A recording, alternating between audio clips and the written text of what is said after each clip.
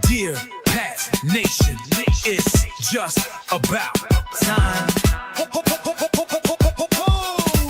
Yeah, we're back. You know it's Dear Pats Nation, nation, nation. Yeah, yeah, it's Dear Pats Nation, nation, nation. Come on. Yeah, it's Dear Pats Nation. And the show starts in 3, 2, 1, go. And we are back. What's going on? This is Dear Pats Nation. It's your boy, Toronto's pride and joy, Donnie Ray Rout. Trey Rout. I'm with Boston's resident angry nerd, Mr. Producer Mike. I don't know how you guys are watching us tonight. We have a different view here and behind the scenes. We hope that it's coming across nicely. Mike put on his best hoodie for tonight's show. Yep.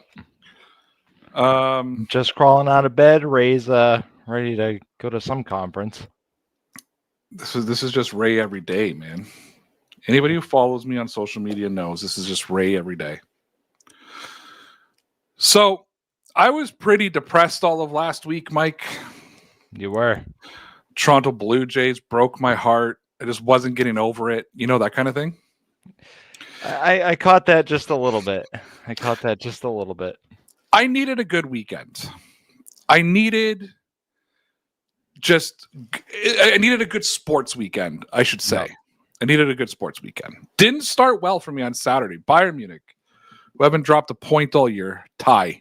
And a tie is big in soccer because it's a win is 3 points, a tie is 1 point. So you left 2 points on the table when you tie. That can mean a lot at the end of the season. Yep. And I went, oh no. And then, it was going to happen again? Well, and then on top of it all, when we had looked at the Patriots schedule, right, we had said there's only one game that really worried us. And that was the Tampa Bay Buccaneers. And I'm looking at, I was going to say the AL East. That's baseball. See, the AFC East. I was looking at the AFC East. Yeah. And I thought, man, the Patriots play Tampa. Tampa wouldn't give a prediction, wouldn't pick a favorite. No. And I thought, oh no. And who do the Buffalo Bills have? Miami. The Miami Dolphins. Tanking with Tua. You know? Trying to get that pick. And I went, oh no. The Patriots are screwed with a capital S, Mike. Yeah. And I thought they'll still have I think they'll actually, if they would have lost, I think because the game differentials, they would have been behind. Things wouldn't have made sense anymore in the AFC East because it's been made sense since week 5. Right. Yeah. Ever since that fateful night. Yes. Things have been back to normal. Well, the New England Patriots, they win 28-23, and that 28-23 makes it look closer than it really was. That was a last-minute touchdown by Tampa Bay. Almost recovered the onside kick. Stephon Diggs, shout out, my boy.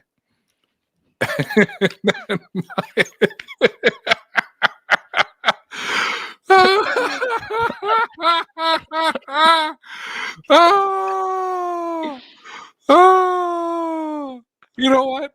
The last of the unbeatens has fallen in the NFL. The Bills have lost at home, and the New England Patriots let everybody know they are here. Bills make me wanna shout, kick your heels up and shout, throw your hands up and shout, throw your head back and shout. Come on now, the Bills are making it happen now. Stand up now, come on and shout. Yeah, yeah, yeah, yeah, hey, hey, hey, hey. Let's go Buffalo. Let's go Buffalo. Let's go Buffalo. Let's go Buffalo.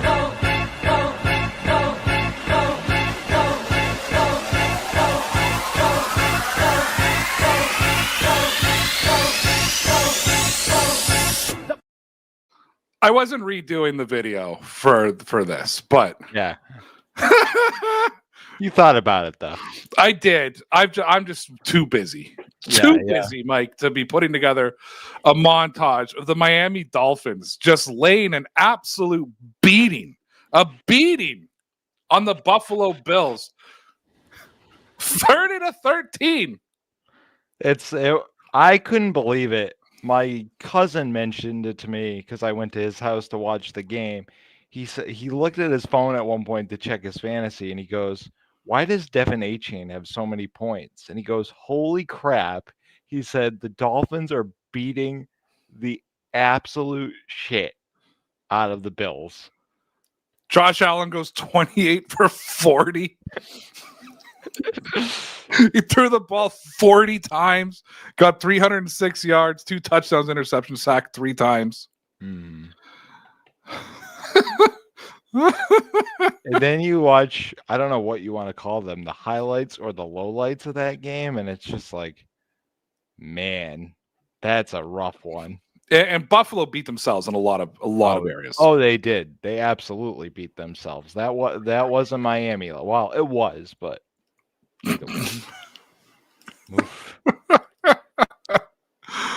Woo! Yesterday was just. Actually, can I be real with you? I have an applause button now. Oh my god! This goes back to the trade deadline the other day. I think everything's coming up Patriots right now. Just saying it. Just saying it. Oh, what is this nifty little thing here? What'd you find? Oh, that's going to be annoying. He's just going to use that to silence me when he wants.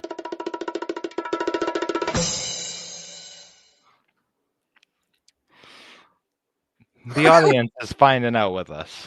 They're finding out all these new toys. Look at this. You guys want to hear what it sounded like watching the Bills game yesterday every time Josh Allen threw the football? Oh boy. Oh man. So yeah, it was a good weekend. It was a good weekend. So anyways, winter has hit the greater Toronto area. I heard. And you and I were texting back and forth about the game as we were watching it yesterday, and then I told you I got to go. Yep. My daughter got hit. He got hit by a car. So no damage to her car. Their car got wrecked. It's crazy. Anyways, so what do you want to talk about first? You want to talk about the Bills, or you want to talk about the Patriots? Maybe the Patriots. Let me talk about one more thing about the overall feel of the game, right? So I had a heart attack like the whole game. My heart rate must have been about 175. Yeah, we made mistakes and we still won. That's how you know the Patriots are back. Yeah, that right there. Except the rhythm was a little abnormal. Well, you have an abnormal heartbeat, though, right? Yeah. So, yeah. So for me, I again missed a lot of the fourth quarter. I watched the first half. I watched like the first 6 minutes of the second half. Came back just in time to watch Baker Mayfield make it 20-23. I think the game ended, and then I watched the onside kick, which, by the way, scared the hell out of me because it was actually a beautifully executed kick. And the Patriots had lost an onside kick this year. Yeah, they did. And I remember, first of all, shout out to the Patriots finally getting Tony Romo and Jim Nance and finally getting the A announcers. It only took all season. Yeah, so shout out to that. But so Jim Nance said, there's only been 3 onside kicks, recovered this season. I was like, but one of them is against New England. Yeah. So there was obviously a book there, but Stephon Diggs comes down. Here's what I'm going to say. Early on in that game, and you can tell me how things shook out. Yep. Drake May didn't look great. Look great. Was overthrowing the ball. Tony Romo made a comment about kind of Baker was sailing it too in a wet football. You can kind of grab too much of the ball, that type of thing. Mm-hmm. Missing some passes, missed Mac 3 times down the field. Yeah. And I texted you, I think at one point, and I'm just like, he's not playing great. And the way Tampa looked to start that game, Brutal. But then shout out to the Patriots defense. Shout out to Vrabel and whoever's making the play calls on the field now. I forget his name because Zach Core. Yeah, adjusted beautifully. The defense made stops when stops needed to happen.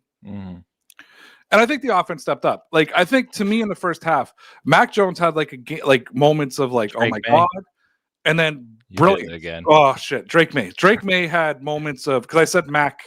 Yeah, Matt Collins. Yeah. Yeah. I knew why you did it. Yeah. He had moments of brilliance and then moments of like, oh shit. Like we kind of went back and forth on things. But all in all, what I said to you was, I remember watching lots of Patriots games in the Super Bowl era, and I'm not saying this team's going to win the Super Bowl. I told you yesterday they're going to win the Super Bowl. I saw lots of teams in the Super Bowl era, the Patriots Super Bowl era, where they had these shitty games, Right. Where Brady had a shitty stat line, Right. where I would sit there and come up and be like, Brady's done, he's a bum, put in Jimmy Garoppolo, and no, never. But Yeah. there was just times that like everything looked awful, but they would still win. And then February would roll around, and I'm like, oh, the Patriots in the Super Bowl. That's what the last 2 weeks is what this Patriots team has looked like. The last 2 weeks have not been great games. Granted, against easy teams, but people want to talk about the ease of the schedule. Who has Buffalo lost to? Atlanta? Miami? Beat them. So I don't want to hear any Bills fans talking about ease of schedule. Like, you just got smoked to the Miami Dolphins. Yeah, you can't not play your schedule, right? Like, I hate that argument. Like, you're playing who the NFL dealt you. It's not like Mike Vrabel is going out there and going, well, I want to play these guys. And that's parity. And I'm going to say the Patriots had a test. You can call it their schedule easy. Yesterday was a test. The Tampa Bay Buccaneers are no joke.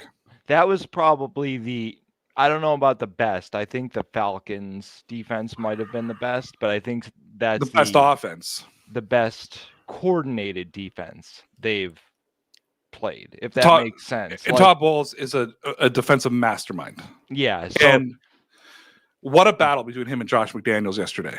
Yeah, so that's one of the things. I don't want to harp on May too much for this game. We said a couple weeks ago, our criticism isn't negative or positive. We're just making observations right now. Drake May, I guess there was a lot going on in the back end of that defense that we couldn't see from the play-by-play. I saw the disguises that they were putting on was unbelievable. I think even Tony Romo said at one time, he's like, look at this misdirection. It was like 7 guys moved. You didn't know who was coming. You didn't know who was dropping into coverage. You couldn't see if it was man-to-man. You couldn't see if it was zone. That reminds me of the old Ravens defense. Yes. Like, that old Ravens defense when Ray Lewis would just stand there and he'd call the play with like 4 seconds on the shot clock. And that's when they would show what they were doing. And by that time, it was way too late. Now, I gave you a little bit of football 101 yesterday. Mm-hmm. And it just happened that right after I texted you, the Patriots scored a touchdown. Mm-hmm. Oh. So you texted me. Just so everybody knows, Mike and I text each other about the game. During the game, if sometimes one of us can't watch it live, so we'll text after the game. Yeah. And I actually set up the show based on some of the conversations that we have. Like, not like our raid, not like if one of us is going off, but so I think sometimes we say some interesting things. And you texted me Josh McDaniels with these runs up the middle onto Vita. And Vita Veda is a fantastic interior defensive lineman. You were going nuts. And I wrote to you, he's trying to protect May. Yeah. And at that point of the game, May couldn't throw the football. And he was trying to protect May. And I said to you, though, you got to keep running it up the middle because that's how you set up the shot downfield. That's how you set up the play action. And I should have wrote, and that's how you set up the outside run. And all of the Patriots offense came from tosses and shots. Yeah. And it was very, and see, this is the thing that bugs me, right? Is the Patriots probably play the longer game than most teams, right? They'll be like, we'll run it up the middle for 3 quarters, where most teams will do that for like half a quarter. So like 7 minutes, maybe 4 plays. And then all of a sudden you see the outside with Henderson be open. You know what I mean? That's the kind of long game the Patriots will play. And I think I want to go back to a non-Josh McDaniels era, or even somewhat in the Josh McDaniels era. Sure. And the outside toss cracks and the outside pitches 1 or 2 yards, 1 or 2 yards. And that used to drive you nuts, right? Like, why do they keep tossing outside? It still does, but that's why you keep running the ball up the middle, though. And I thought Josh McDaniels had another good game. I saw online, I saw you, and that's why I said to you, dude, this is how you set it up. You know what I mean? Like this, you have to keep pounding the middle because you've got to commit that defensive front to stopping the run up the middle. Because once you do that, you have the opportunity to do things. I think it was like right after I texted you that, like a play later, Williams has that 72-yard catch for a touchdown. I think my biggest issue is Jennings went out early because of like a knee injury, and you don't have Ramondre Stevenson. So Henderson was getting not even like a yard on some of those plays. It was more so not the call, it was the personnel. So you don't have your big bruiser that can find a way to get you at least 2 yards on those plays. I'll be real with you, though. I think Josh McDaniels knew. I think he knew he wasn't going to get those yards. I think, though, truthfully, that's why I agree with you. That's why I texted it to you. I said, like, they're setting this up because he had to, and he had to go to it because at that time, I mean, Drake May went 16 for 31. Like, let's not pretend at all. He went 16 for 31, 270 yards, 2 touchdowns. He had 270 yards. I mean, Williams had 72 of those yards on 1 catch. Yeah. Right? Yep. Like, he didn't have a great game. The interception he threw was awful. He should have had another interception. Like, there should have been more turnovers in those games. We'll talk about that interception later. I have some thoughts on that one, but he got fooled. He got fooled. He looked like a second-year quarterback there. He got fooled. Yeah. Josh McDaniels had to protect him. Absolutely. And you protect your quarterback not by just running the football, but running it straight up the middle. You get your offensive line going, you get them, because then you set up that play action. You set up those dump passes. Now, on more than one occasion, when he would drop back to pass, Henderson would be wide open for a dunk. I was just going to mention this, yep. And then he would look upfield, and he'd get lost. And that's going to come. That's going to come. It reminds me of the old Josh Allen, always looking for the big play. Big game hunting. We talked about it last week. Yep. Yeah, always looking for the big play. And I think as he gets older and more mature and sees the league, which is why I do not believe the Patriots are Super Bowl bound this year. Because I will tell you, Patrick Mahomes in his rookie year, kind of year 2 after sitting, he was taking those passes. Yeah. You know, and that's the difference in minds. And I think by next season, Drake May will be there, and that will make him that sort of complete quarterback. Yeah. And I'm going to say something right now because I'm seeing it. In 2 years' time, you know how, I don't know if you saw it on the game yesterday, that little graphic, and it was Patrick Mahomes and Josh Allen on the top of the mountain, and it was Baker Mayfield and Drake May climbing up. Yeah, I saw it. Yep. Now that you said that part, I remember it. And I think it was about MVP, but take MVP out of the equation. In 2 years from now, it'll be Patrick Mahomes and Drake May up there with somebody else climbing and Josh Allen kind of like halfway up, because the progression that I'm seeing from Drake May, unless this is all he is, but I have to assume he's going to get better. But unless this is all he is going to well surpass Josh Allen. Oh, I agree. And it's, to go veer off a little bit, this is again what we talk about with the tight end playing football, right? And you saw it yesterday when they push and he tries to run it 12 yards.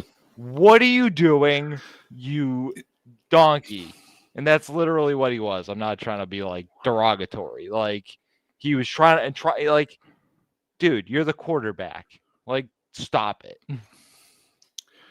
So I do want to get into the end of the second half. Oh, my favorite. We need to have that conversation.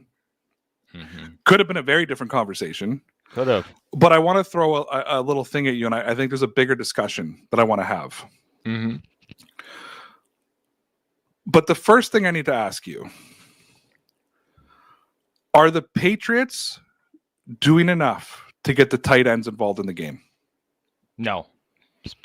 Stop. Like pure stop. The fact that Hunter Henry hasn't had a legitimate catch now, and well, actually no, I think he had one last week. But the fact that his volume has fallen precipitously tells me that they need to do more with him.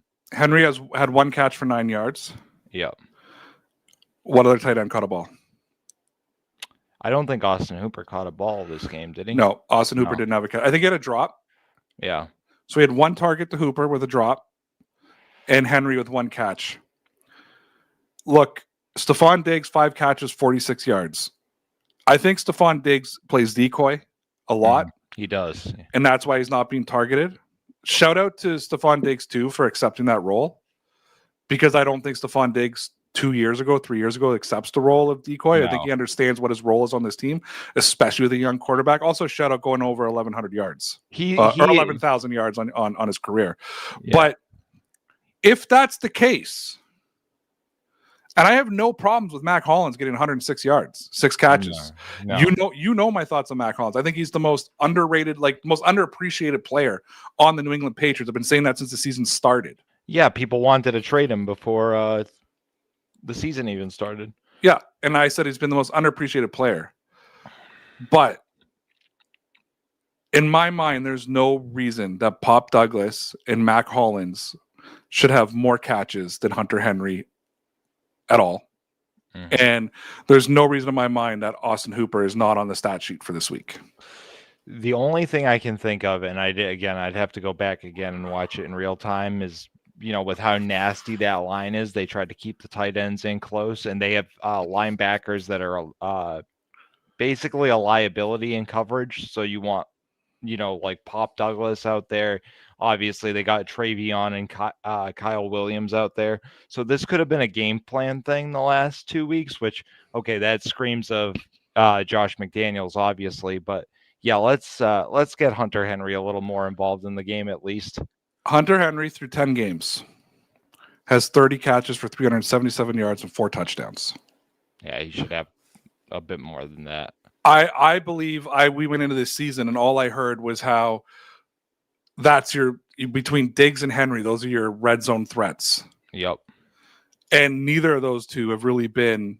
I mean, Henry, early in the season, they were targeting him. Is it Hunter Henry or is it the game planning? I think it's the game planning. It has to be. It has to be because it was way too comfortable with Hunter going back to even last year. The thing I'm hoping is that Josh McDaniels has seen wow, everybody on this offense can catch a pass. So he's going to go all right, let's phase out the tight ends and then I'll bring them back in the later part of the season. And that's fair.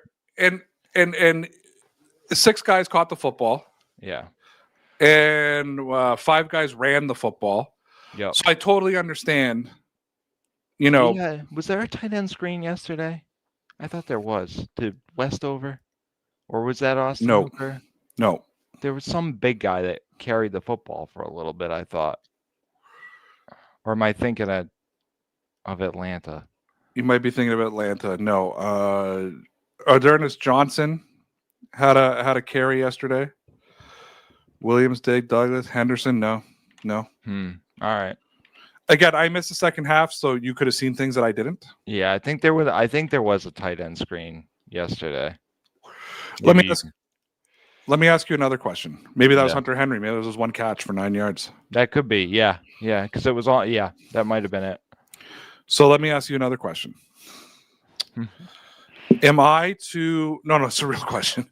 Am I to? And I've been on the tight ends all season. We got to get them more involved in the game plan.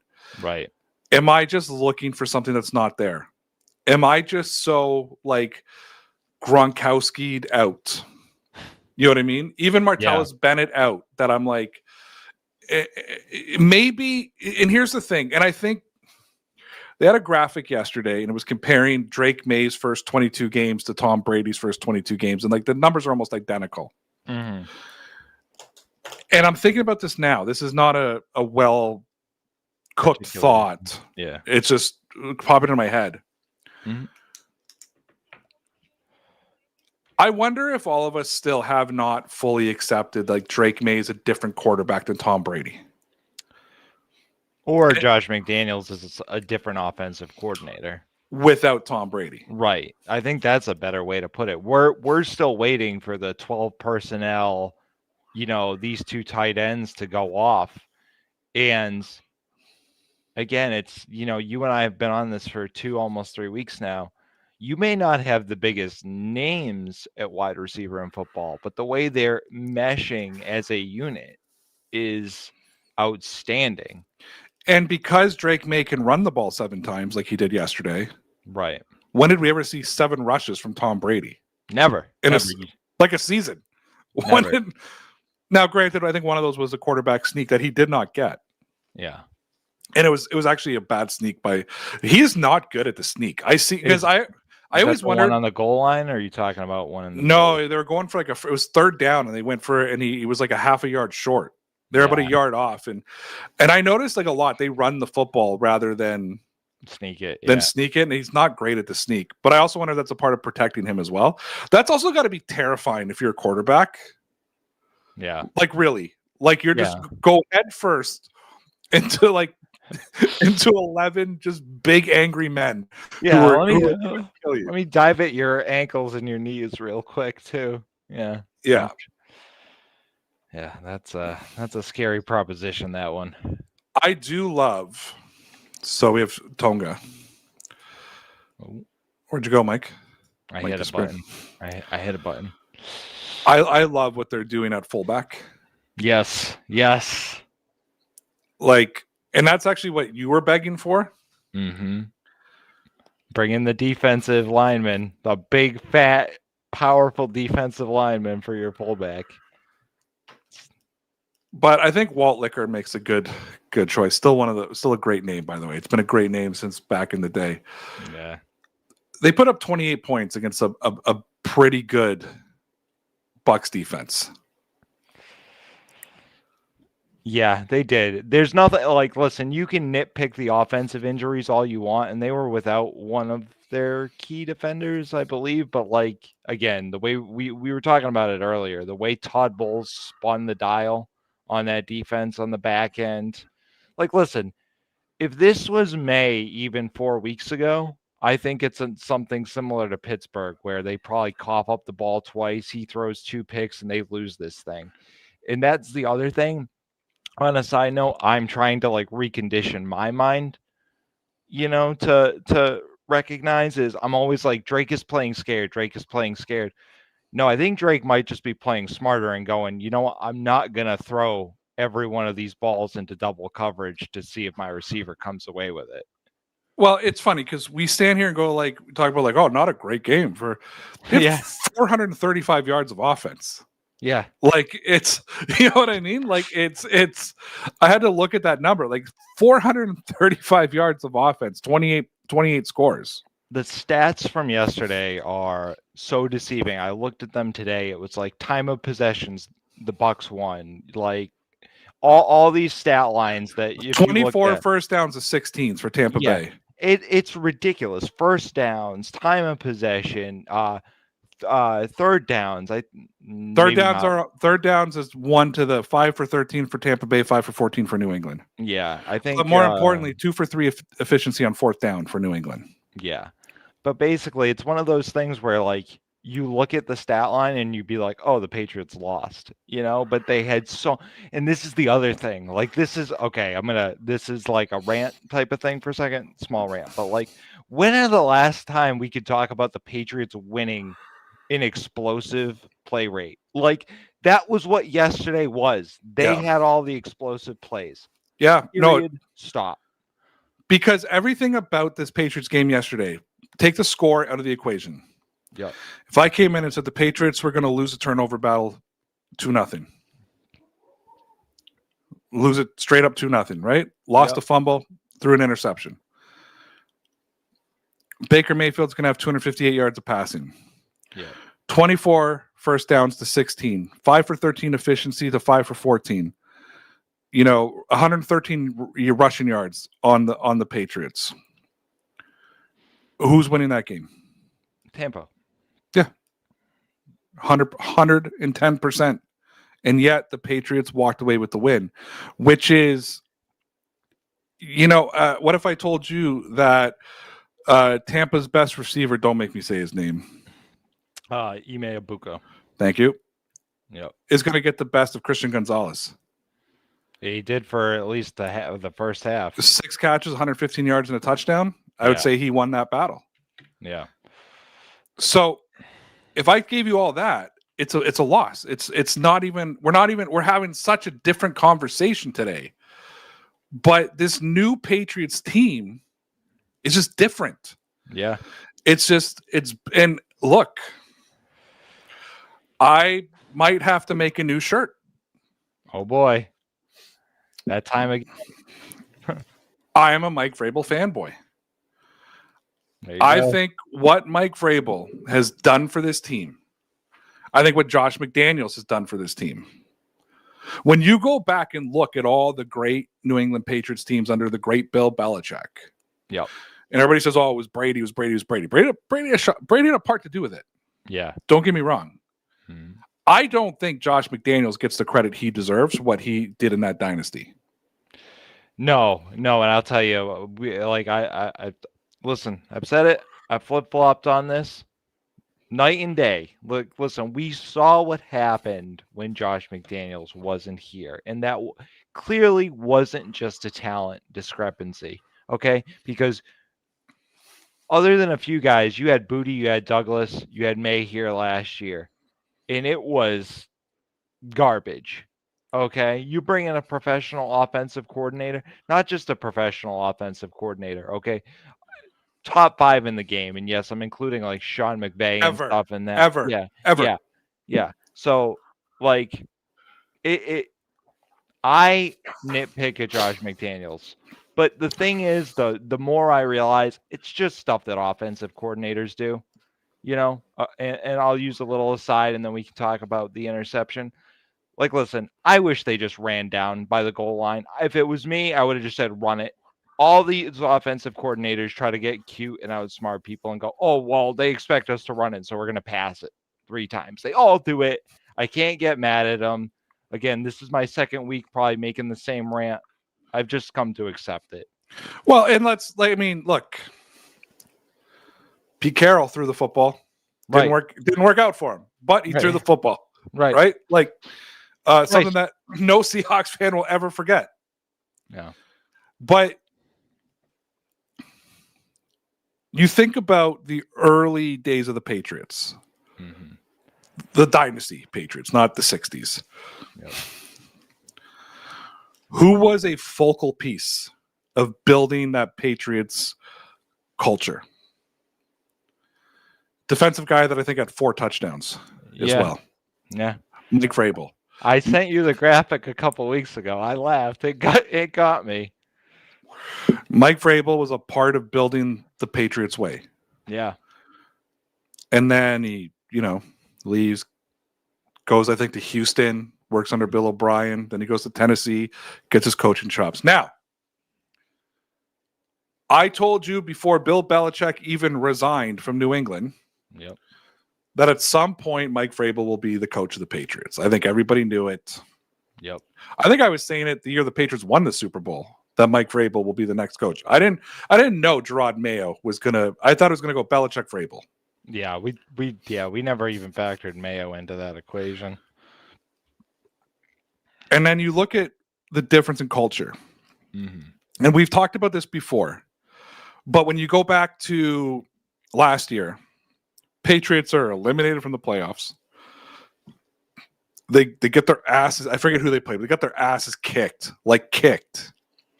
And what are the reports out of the locker room? The music's on. The players are laughing. The players are partying. Gerard Mayo had to go. Yeah. You needed somebody who was going to bring culture to the program. I truthfully thought Mike Vrabel was going to be a failure this year. I'm going to tell you why. Okay. Not because of Mike Vrabel. As you know, unlike a lot of New England Patriot fans, I'm not a fan of our owner. I think he thinks too much like a fan and not like a business person at times. Mm-hmm. And I thought if there's any growing pains, Mike Vrabel is going to be under the microscope immediately. Yeah. And then you got to deal with the Boston media. You got to deal with this. Drake May's going to lose all his confidence. I thought it was going to be a disaster, not because of Vrabel.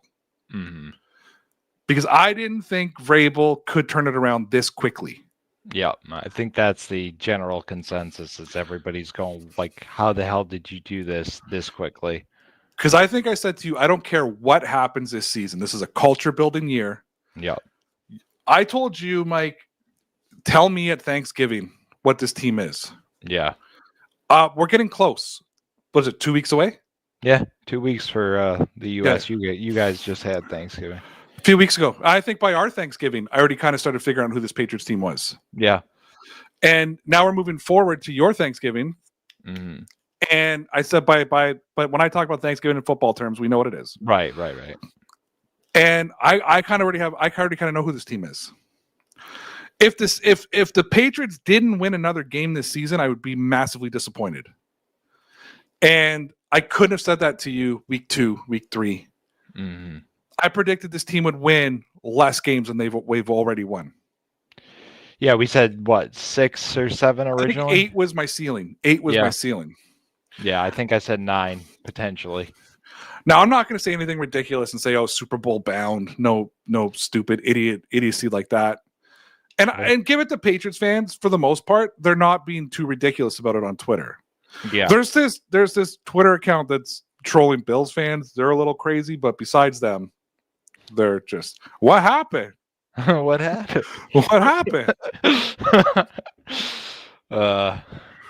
I think I used that meme 40 times yesterday. I knew you were having a go at it. Well, my favorite part of it too is if anybody were to click on the profile, they put right in the profile that we say the most ridiculous things to Bills fans just to see if they'll respond. Yeah. Yep. But no, yeah. So I didn't think he could turn around this quickly, and I thought the fan base is going to have the fan base is going to have no the fan base is going to have no patience because they're expecting Super Bowl right away, and the owner is going to feel it, and they're going to boo Robert Kraft, and he's going to fire Vrabel, and we're going to be back to square one again, and like Chip Kelly's going to be the quarterback or the coach next year. Yeah, and then Mike Vrabel came in and did the impossible, and I'm going to call it the impossible. And I think you owe it to Vrabel, you owe it to Josh, and shout out to the Patriots. After what happened in Vegas, you know, that was round 2 of the McDaniels disaster. Yep. After what happened in Vegas, you could have easily turned around and said, we're not giving this guy another shot. Yep. And they brought him back in. Yeah, I mean, I'm gonna little clap there for Josh McDaniels. Your defensive coordinator is dealing with a health issue. Yep. He's not even showing up to the games. You've got his assistant calling the defense. Yeah. And yet that defense running so efficiently. It doesn't hurt that you got a defensive mastermind staying at the sidelines. Yeah. And you've got a real quarterback. I'm not going to take this opportunity to take a shot at Mac Jones, but I need to point this out. Mm-hmm. If we went into this season with year 2, year 3 Mac Jones and Mac Hollins, Kyle Williams, Stephon Diggs, now Pop Douglas, Keyshawn Boutte, as I like to call him. Every time he makes a catch, I'm like, Keyshawn Boutte, are your receivers. Do you know what I'm hearing? You know what I'm seeing? Do you know what I'm seeing on Twitter? Do you know what I'm seeing on Facebook? Do you know what I'm getting from you? What happened? Mac Jones. What happened? No. I'm getting Mac Jones doesn't have any help. Mac Jones, they're setting this kid up for failure. No. This is the difference between, was he the 3rd overall pick? Drake May? 2nd? Yeah, third. This is the difference between the 3rd overall pick and the 15th overall pick. Yeah. This is the difference between 4 quarterbacks or 3 quarterbacks going before the quarterback you select. Yeah. Remember all those years when you'd get mad at how Bill Belichick drafts? And I used to say to you, when you're picking 30th, 31st, 32nd, you're basically picking a second round pick. Yeah. Yep. Because that's the discrepancy between the 15th overall pick and the 3rd overall pick at certain positions, right? Look at Will Campbell. Wait. Go ahead. Didn't hear anything yesterday about Will Campbell, did we? Not a word. Not a word. Guess what? Everybody out there in hate land is doing his job. And that when you don't, as an offensive lineman, my offensive line coach always used to say, you're going to get no glory. You're going to get no credit. Nobody's going to tap you on the shoulder. But when you fuck up, everybody's going to talk about it. Yep. And we didn't hear nothing because Will Campbell's doing his job. The left guard, what's his name? Wilson. Wilson. Yeah. Another young man doing his job. Yesterday was all about the rookies. Like, is that the highlight of yesterday's game? Henderson is finally who he was at Ohio State. I've been saying to you over and over again, this guy was a home run hitter, and then he finally hit a home run yesterday. That run was fantastic, right? 2 runs. 2 runs, but the first one for the to come out of the second half, unbelievable. And that finished the game, by the way. Yeah. Like that sucked the life out of Tampa Bay. The Patriots doubled up, right? Look what we're talking about now. The Patriots doubled up. Henderson hits a home run. That's the guy that I watched at Ohio State for 3 years. And that's what and we're starting to see it. And you're right. But again, I come back to it. When you draft high, you get the Drake Mays, you get the Will Campbells, you get the Hendersons. Mm-hmm. Who's the Elliot Wolf? Is that the GM? Yeah. Next year, I was going to say real quick, the report out today, of course, when everything's going good, Henderson was Elliot Wolf's pick, and Elliot Wolf was the holdover. So I just wanted to bring that up real quick. You can keep going. Elliot, yeah. Yeah. Right? So, yeah. Next year, Elliot Wolf's picking 20th at minimum. Oh, yeah. Minimum. Maybe he's at 25. Maybe at 27. Maybe who knows how 31, good? Right? 32. Could be 32. I mean, probably not, but let's, Yeah. Are you going to tell me right now? Oh, you know what, Mike? Fuck it. I'm going to say it. Are you going to tell me right now they don't have a shot to win the Super Bowl? No, you can't. You can't. You can't. And, listen, things could change a lot in a couple weeks. Their schedule does stiffen a little bit. Joe Burrow is going to be back. The Ravens are motivated. Listen, that's in a couple weeks from now. But, right now, with this win, and this is what we've been talking about for the last 3 weeks, we've had overarching, shadowing conversations about Tampa. Tampa is a good team. Tampa should have been still maybe a contender. Okay. Baker Mayfield was the MVP candidate going into yesterday's game. Right. The MVP candidate. They let him score 14 points or 17 points and a garbage time touchdown. Yeah. And they literally let Tampa kill the clock to get that touchdown. You know what I mean? Yeah. It's what I'm saying. This game meant everything to me. Yeah. This game has changed my whole outlook on this season. And I don't have the confidence to say AFC Championship game or no. I don't have it yet. But we circled this. We went through this 2 weeks ago, or we went through this week 5 when they beat the Bills. Yeah. I was like, oh my God, Mike, they're not going to lose until Tampa. And then they're not going to lose until this game. Tampa was a foregone conclusion for us. It wasn't a toss-up. Last week, we didn't say this game was a toss-up. Last week, we said the Patriots were going to lose. We're probably going to watch the Patriots lose. Let's not backtrack ourselves and pretend like we had confidence. We thought they were going to lose this game, and they won. And this game has changed my outlook on this team. That you cannot. I will argue that when you talk about contenders in the NFL, and you talk about the top quarterbacks in the NFL, Drake May and the New England Patriots have to be in the conversation. Let's stay on that thread for a minute. So the two other teams you're sharing the top spot in the AFC with, Daniel Jones, Bo Nix. I'm sorry, I'm taking Drake May over both those guys every time. Bo Shout Nix, out, you shout can out to Lawrence. Yeah, Bo Nix, you can make the argument that in Sean Payton's system, with Sean Payton's system, is good enough for him. But I'm sorry, I saw that win bowl, the Rocky Mountain Mac Jones game against the Raiders last week. Drake May's not having a problem throwing in that win the way Bo Nix does. 100%. 100%. So there's no way. You know what? Patriots fans, I'm going to tell you right now, get excited. Yeah. Like, be excited. Be excited for the rest of this season. Be excited for next season. Be excited for the season after that. Because I'm going to put it out right now. Drake May is doing this. I'm not going to Mac Hollins. Yeah. Kayshon Boutte. Okay, Boutte could have been a first-round pick if he didn't get injured. Pop Douglas. Yeah, 6th-round pick. An old Stephon Diggs. You know, like, guys. We're a Julian Edelman away from this team being like the legit contender in the AFC. I don't. This is the most encouraging thing. And you know me, I'm constantly the wet blanket. So take this from me. The Patriots offensively haven't played their best football. And I don't think it's even close. No. The Patriots defense hasn't played their best football. And I don't even think it's close. If they get that secondary humming, watch out. They've had a little bit of confusion on the back end early. That's been their biggest problem. If they get that figured out,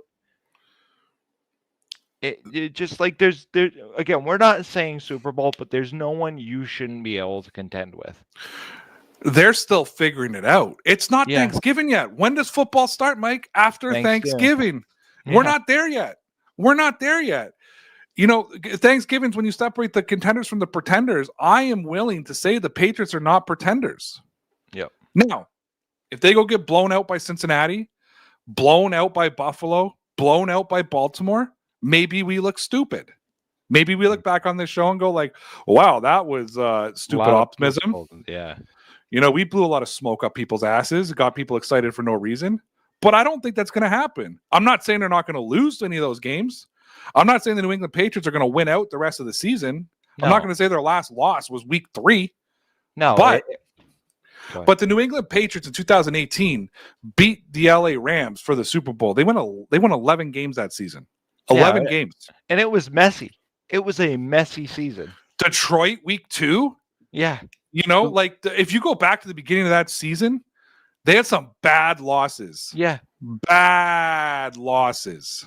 And like, listen, I still think there's one in there. I think, and go back, watch the tape. Okay. The Jets. You said the Jets are going to take a game. Jets are going to take a game. I don't know if they are now because they've traded away 2 of their better pieces. But trade that for maybe the Ravens, who I thought had kind of cashed it. You know. Yeah, this is. I like, and I agree with you. You sent me a text message on Wednesday and said the Patriots won the trade deadline. Yeah. By staying put and not doing anything. They got rid of Kyle Duggar. They got rid of Anthony Jennings, I believe, right? Keon White. Sorry, Keon White. Sorry, not Anthony Jennings. They got rid of dead weight. Yeah. They got rid of dead weight on their roster. I've heard rumblings that Duggar was not a great locker room guy. I don't know if you've heard the same thing. I've heard Keon White wasn't a good locker room guy. I heard that Duggar, basically, Mike Vrabel said, "We'll do you a solid. You're a good guy. We'll look for a home for you." So I got it reversed. Yeah, flip-flopped. I got it flip-flopped. So this is a tight-knit locker room. Okay, I'm going to bring this back to the Blue Jays for a sec. This Toronto Blue Jays team I watched this year is probably one of the most tight-knit locker rooms I had ever witnessed. I see that in this Patriots locker room. Yeah. Stephon Diggs has embraced his role as a veteran. Keystone, absolute keystone. And he's not getting pissed off about only getting 6 targets. He's not pissed off about being a decoy man. He understands his job, and he's executing it beautifully. And does he want a big payday? Does he want to turn around to Elliott Wolf next year and say, hey, look what I did for Drake May. Pay me my money. He's not going to get wide receiver 1, but I would give him money. I give him $15 million. Well, they gave him a 3-year deal. If they get to the AFC Championship this year, they're going to owe him like $25 million because of incentives. That first of all, that's really good money. And second of all, they're gonna. I heard you just tapped into a vein because somebody said we're gonna get rid of him after this season. They're not gonna pay him.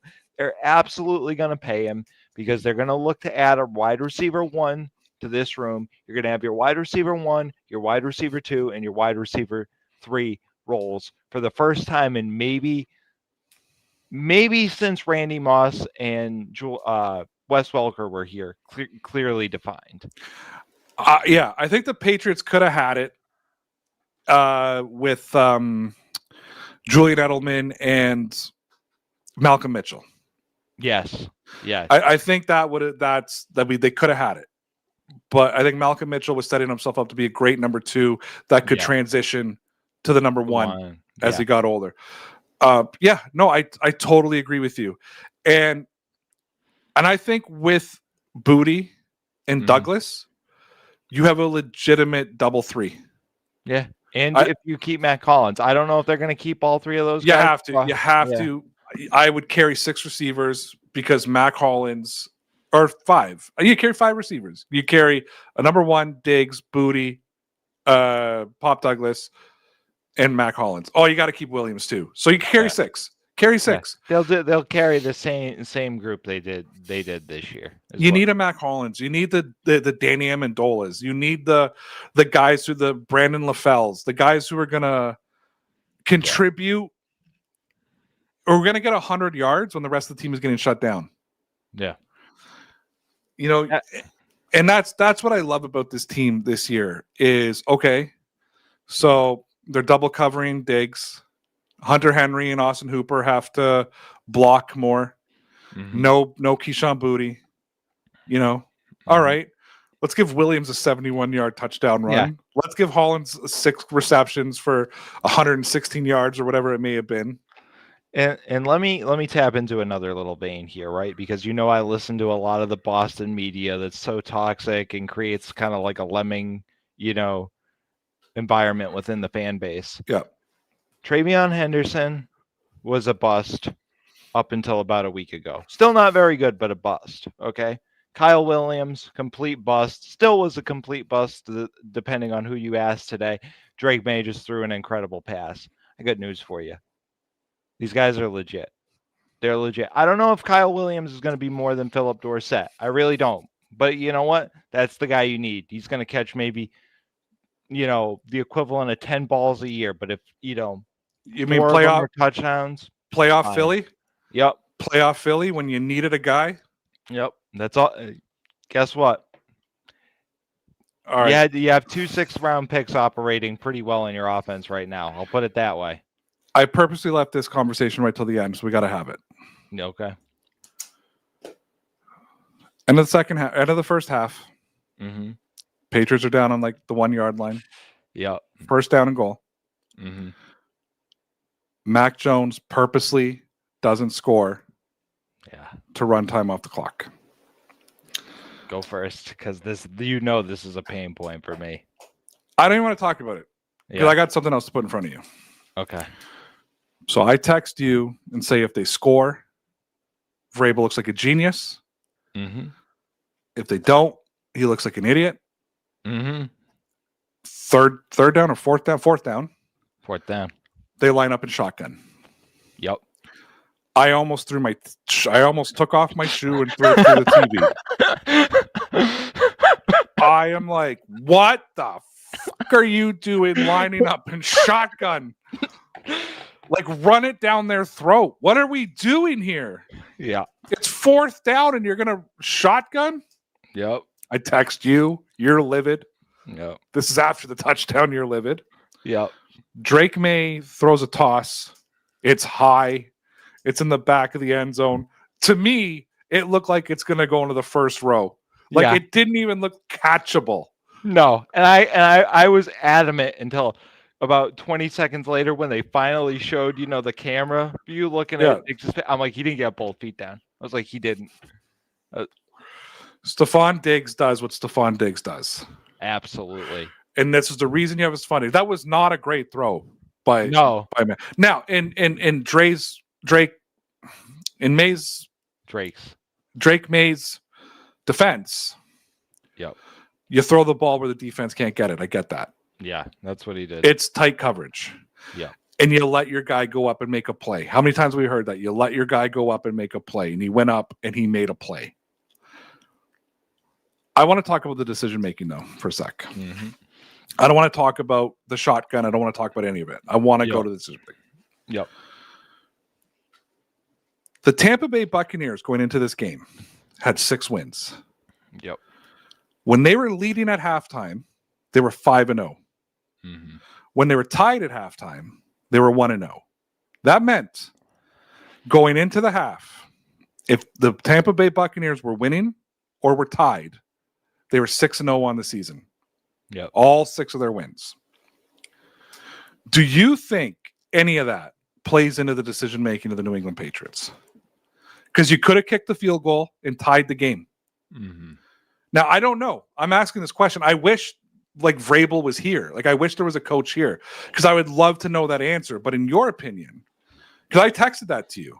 Yeah. I said the Bucs are 6-0 when tied or leading going into the first half. And as soon as I texted that to you, I said, this is going to be a segment on tomorrow's show. Yep. Do you think that they go for it on 4th down because of that stat? I think they do. And I think it was Vrabel's overall attitude towards the first half was basically like, keep the pedal to the gas, right? Like, he didn't let up the whole game, and that's part of what I respect. I mean, obviously the whole situation I have an issue with, and it goes back to what we talked about, a couple weeks ago. I think he gets a little too cute with the clock at the end of the half. Like, I would have just said score there. I don't know why you're wasting it down, but overall, the aggressiveness going, you know what, we're going to take this opportunity because frankly, when we're down in the red zone, we haven't been great anyway. So we're kind of playing with house money. We got to go for this. I mean, I respect it. I respect what they did. It worked. They score and then they double up and score to start the second half. And as I said, when Henderson hit that home run, that ends the game. That's to me, that iced the game right there. Incredible. And I didn't see the rest of the game. But from what I heard and the highlights I watched, Tampa was whatever after that. Now, I want to know, there's 7 people watching right now. Let me know in the comments before we go off air. We're going to be off air in 2 minutes. Do you believe Walt, Thomas, Snap, our regular guys? Do you believe that stats like that have any meaning on this game? Because Bill Belichick was a stat guy. Like, he always talked about these stats. You know what I mean? Like, they were always looking for the or you play. I want to know. Or do you guys think that they're playing in the they're calling the play in the moment? They're feeling it. Like, I know. Like, I watched this thing about offensive coordinators once, and I never realized this. Like, offensive coordinators sometimes call a timeout not because the team isn't in a rhythm, because they're not in a rhythm. They can't figure out what play to call next. Like, just whatever they're doing isn't working. So they'll ask for a timeout so they can take a reset, talk to the quarterback, and figure out what the next sequences are going to be. Is this just Josh McDaniels feeling it down there and saying to Vrabel, I think we should go for it? Is this Vrabel just feeling it down there and telling Josh, hey, we're going to not score, we're going to run it twice, and then we're going to throw? Like, you know what I mean? Or is this like, guys, they're 6-0. 6-0 when tied or leading. And Tampa would know that. Don't think that stat doesn't sit in players' heads in the locker room. Mm-hmm. That can fire guys up. Hey, guys, we're tied. You know what happens when we're tied at halftime. We win. Mm. I don't know. It's interesting. We got 1 more minute. If anybody wants to weigh in, anybody watching right now wants to weigh in. I've never begged for a comment. Usually I'm just like, guys, I don't care about your comments. Now I want to know their comments. I want to know what people think. I know. I'm surprised. If you are watching this unlive and you're watching this after, drop it in the comments too. I'm really interested to know. Thomas says Vrabel isn't a stat guy. Oh, I disagree with that one. Okay, you got to say more than that. You can't just say I disagree. And then... I think Vrabel, Stretch, and McDaniels are aware of in stretches like his Ernie Adams. I think they're aware of like everything that happens on that field. Otherwise, they wouldn't do all this stuff where they get really cute with the clock at the end of games. In fact, I think I'm surprised that they let Henderson score at the end of the game. When he was pointing at them and said, "Do I score?" I'm shocked he didn't say no, because I think they virtually could have run the clock out there had he not I scored. saw that, him getting permission to score or Yeah. go down. And I think that was Vrabel going like, "I'm going to be a player's coach right now and Take let the my guys touchdown, score." kid? Yeah, take the touchdown, kid. Well, in the way his seasons went, I think Vrabel, and this is where I think Vrabel has the pulse of his team. Yeah. I think it's where he has the pulse of his team. He's like, take it. Do you know? Okay, I'm going to talk about Vrabel for one more minute, then we got to go. Yep. I want to talk about our kicker. Heck yeah. Because do you remember at the beginning of the season? Do you remember when I would say the word Andy Borgalis and people in New England would just cringe? Cold sweat. And then I can't remember what game it was, but it was like the game-winning kick. What? Buffalo. It was Buffalo. Oh, it was Buffalo. Sorry, Buffalo. Yeah, I thought you were. Sorry. No. You're playing the Buffalo Bills. That's right. You're playing the Buffalo Bills. Probably at this point, the biggest kick of your career. All you've done is miss leading up to this moment. What does Vrabel say to him in the locker room? I don't know if anybody saw the video. What does Vrabel say to him in the locker room? I didn't doubt it for a fucking second. That's what he said to him. I didn't even hesitate. He looks and goes, I didn't even fucking hesitate to send you out. I didn't doubt it for a second. And that kid has been fucking perfect since that moment because he needed his coach to believe in him. Right. And if we are correct and they told Henderson to score, that's Vrabel having his pulse saying, go and score the fucking touchdown and show everybody who's saying you're a bust that you're one of the best fucking running backs in the NFL. Yeah, I agree. And that's, like you said, how you build confidence. Oh, great. Travion gets 2 touchdowns. Kyle Williams gets, 1. And that's how next year we're talking about them being, maybe one of the better running backs and wide receivers in the league. I'm serious. Like, it's building blocks. People think it happens overnight. That's how it starts. Mike, I want to reverse things tonight. I want you to ask me about the Patriots. Hey, Ray. Yes, Michael. What about those Patriots? They are fucking legit, kid. Dear Pats Nation, it's just about time. Yeah, we're back. You know it's Dear Pats Nation. Nation. Yeah, it's Dear Pats Nation. Nation. Come on. Yeah, it's Dear Pats Nation.